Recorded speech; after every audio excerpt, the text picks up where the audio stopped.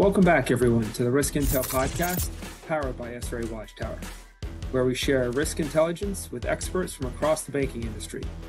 I'm your host, Ed Vincent, CEO at SRA Watchtower.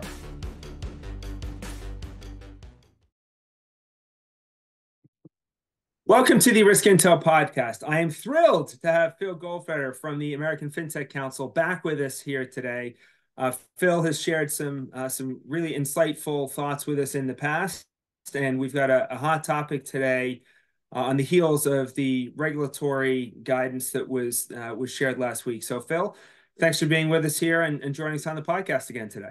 Thanks so much, Ed, not just for having me on the podcast, but for your thought leadership all the time. I find that your podcasts are a great source of information for me and for our wider membership. So thank you for that. Excellent. Well, this is part of the way this works is that having folks like you that have insights to share and messages to communicate come on like this is a great way for us to both contribute. So let's rewind for a second. Let's go back to June of last year when the Fed, the FDIC, and the OCC issue their interagency guidance surrounding third-party relationships, right, and the associated risk management programs.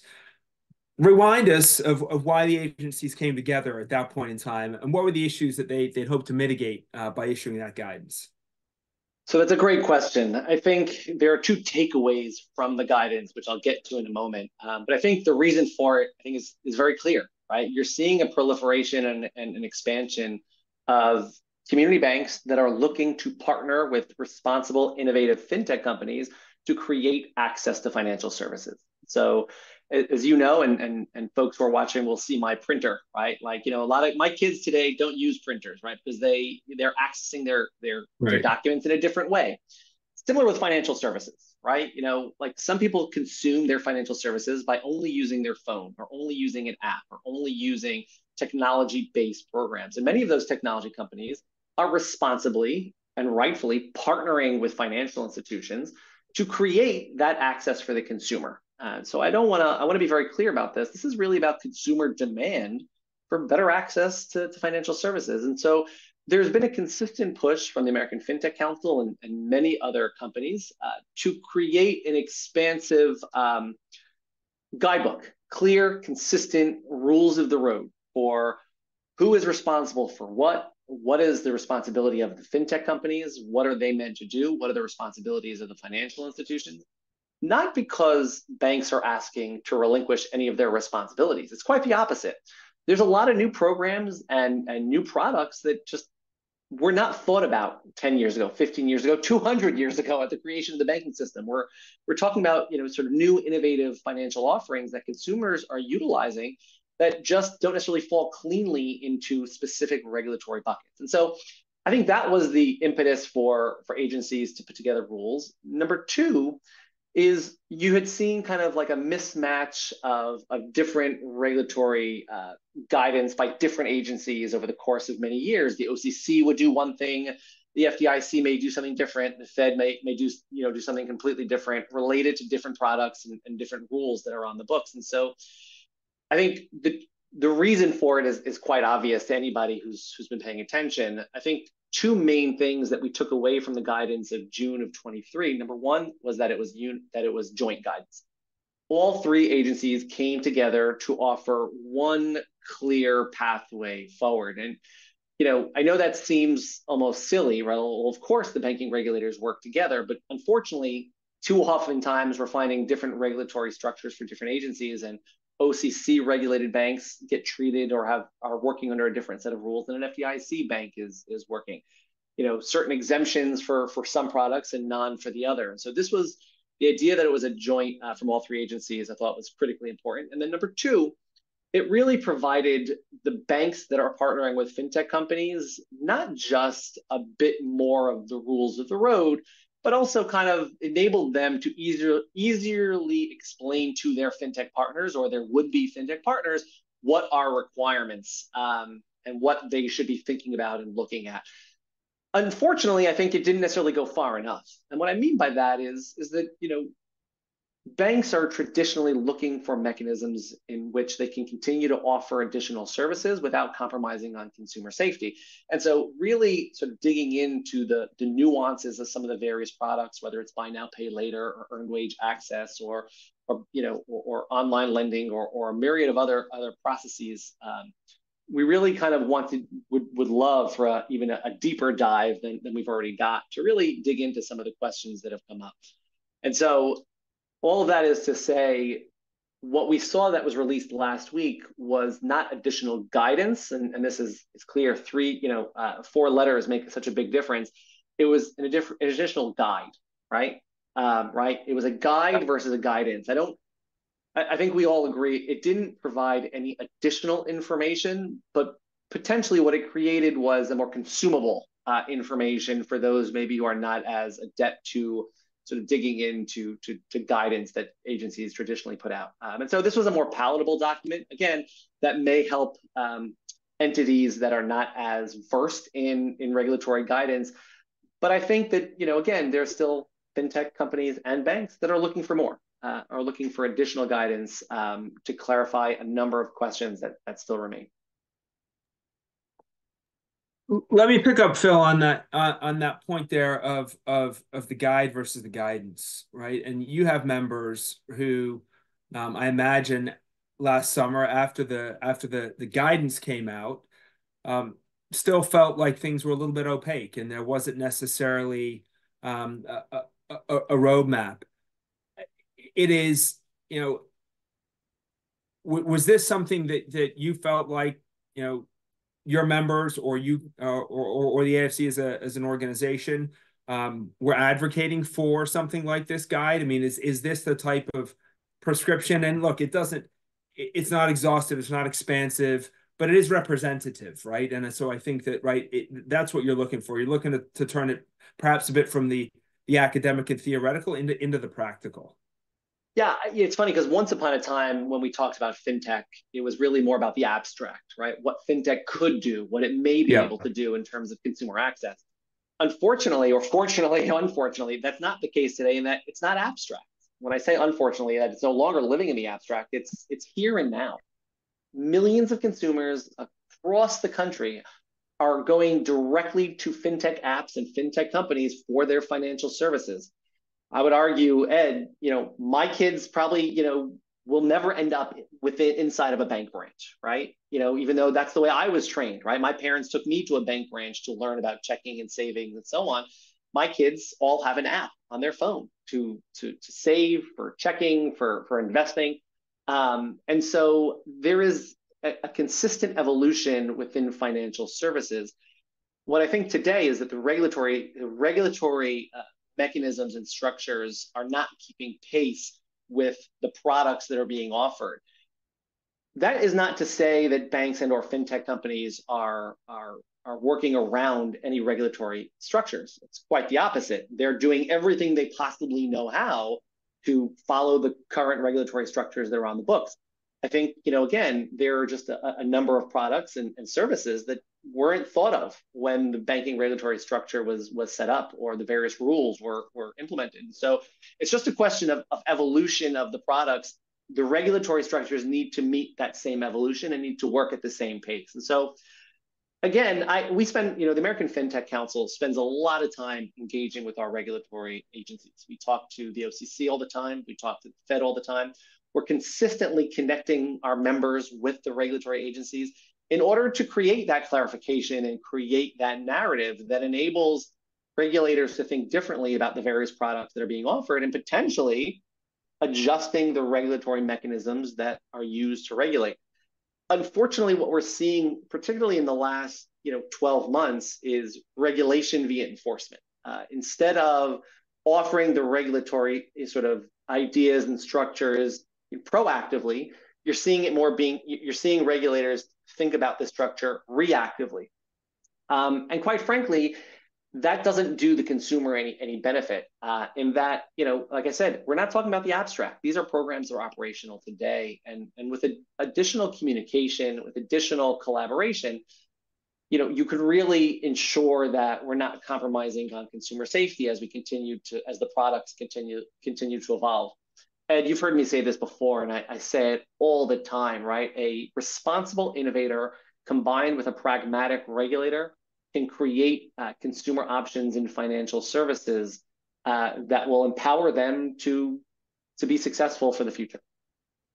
Well, and your point there about a pragmatic regulator, right? These two things coming together, right? I think that we've seen, perhaps even on the heels of the guidance last summer, you still had, and certainly the banks that I've spoken to, everyone was scrutinizing the latest consent order that came out, because that was really the communication mechanism for the regulator, right?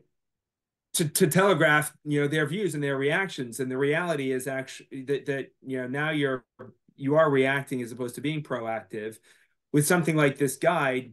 To a certain extent, you think of it as, right, instead of, look, people can still go out and read all those consent orders, but hopefully this allows someone who wants to consume the guide to be on their front foot and say, this gives me a fighting chance to get ahead of that outcome. Well, let me say this to you, Ed, in a way I think that everybody who's listening to this can appreciate and understand. We would never think it was okay for a financial institution to bury their head in the sand and not share their practices, what they're doing, how they're doing it with their regulators, right? There's not a world where we would accept banks to operate kind of in silence from their regulators. The same should be true for the regulators, right? The best advice I can give to banks who ask me, and I spend most of my days talking with fintech companies and banks, as you can imagine, the best advice I can give them about regulatory structure is to read the consent orders, right? Reading the consent orders are probably the most, sort of visual way for people to have a better understanding of what the regulatory expectations are. I don't think this guide is, I think this guide is important. I want to be clear about something, because I want to give credit where credit is due. I think the guide is another step in the right direction. But, as you'll appreciate, regulatory technology, sort of in financial technology is evolving very, very quickly. And we need our regulators to evolve at the same pace. And I think AFC, as a standard-based trade association, we believe in building regulatory structures, regulatory standards to ensure consumer access without compromising on consumer safety. That requires partners in government who are not willing to turn a blind eye, right? I want to be so clear about that, because it's not like we're looking for exemptions because we're offering innovative products. We need exemptions. It's quite the opposite. I think, banks are charged with protecting the integrity of the financial system. They need to be provided the clear, guidance and structure in order to make sure that everybody's on the same page in terms of what they should be doing and how they should be doing. Should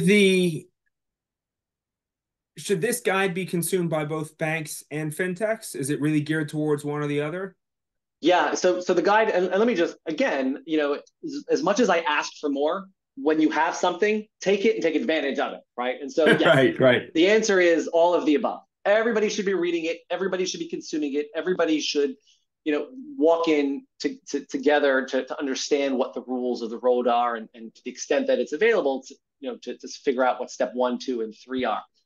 Again, is it going to solve all the problems? No. Again, I urge folks to read that, to read the consent orders, to speak with other banks and or fintech companies that are operating in similar spaces. I mean, it's a big part of what the American Fintech Council offers to our membership, a network of companies that, number one, believe in regulatory standard, but number two, are trying to better the ecosystem by creating a foundation that's going to create the future of financial services. And so it's kind of what we talk to our members about a lot. And we're optimistic. Like I said, we spend a lot of time with our regulatory agencies, and we're always looking for additional collaboration and partnership to ensure that we're doing, that our companies are operating in the right way, and best creating safe opportunities for consumers to access financial services.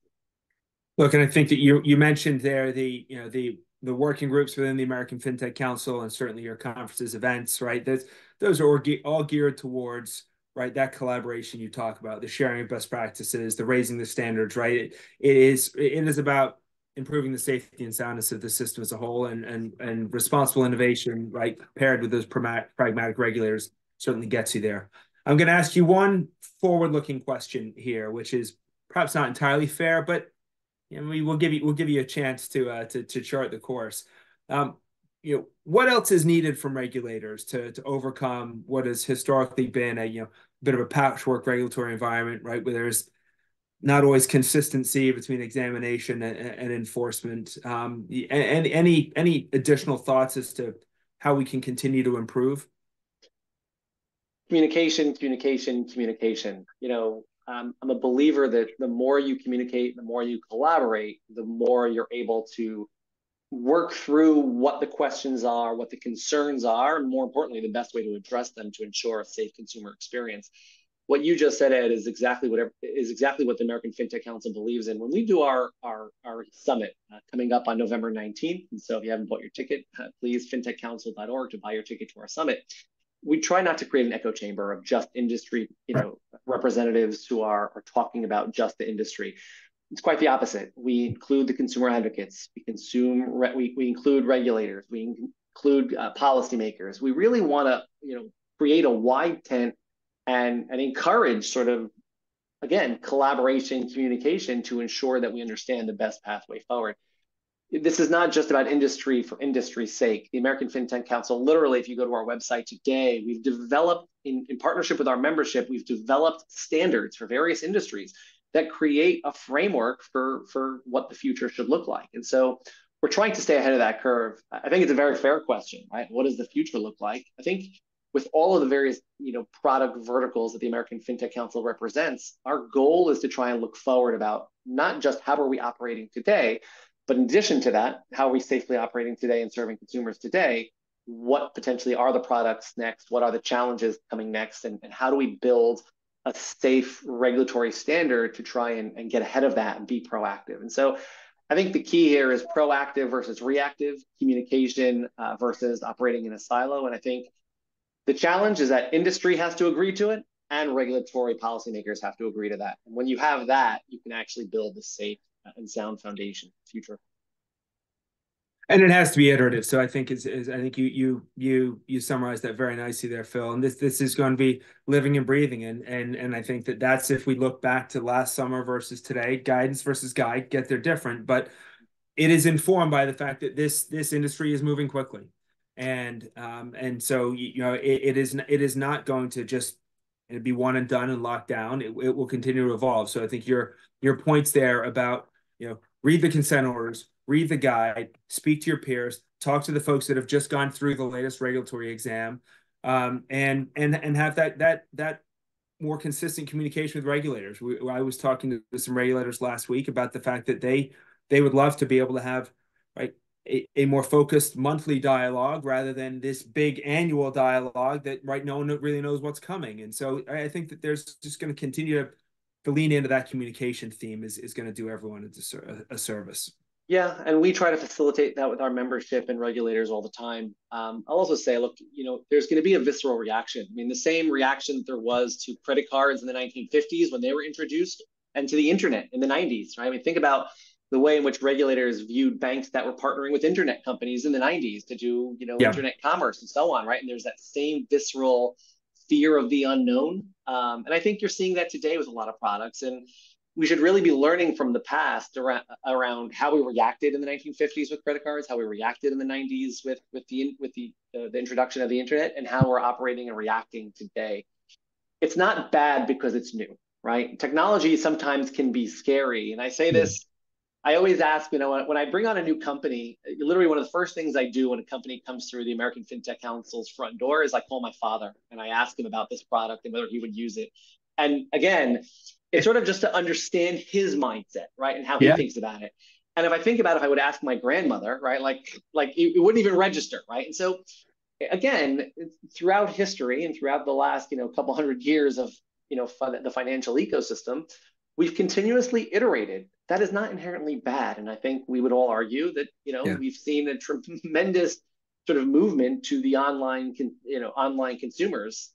Today, you're seeing a tremendous move into financial services that are, app-based or fintech-based, and that's not a bad thing. At the same time, I think I was remiss in not saying earlier is that community banks are struggling to survive, right? And so, responsible innovation provides them a pathway to continuing offering additional services to their consumers and potentially even a wider consumer base. And so fintech is not only good for fintech, and it's why the American Fintech Council represents both bank members and fintech members, is because the entire ecosystem benefits from clear, consistent guide rails that enable everybody to benefit. Most importantly, it benefits the consumers. Well put. I love the capstone comment there, right? The clear, consistent guide rails, right? We've got a guide, we've got something else to look at, something else to consume, and the ultimate beneficiaries are going to be the consumers. Phil, thanks for being with us today. We look forward to having you back. As you say, there's constant motion here, so there will be more to talk about in the future. Thank you very much for the time. We look forward to seeing you at the summit there in November, and at working groups in the meantime. Thanks very much. Thanks so much, Ed.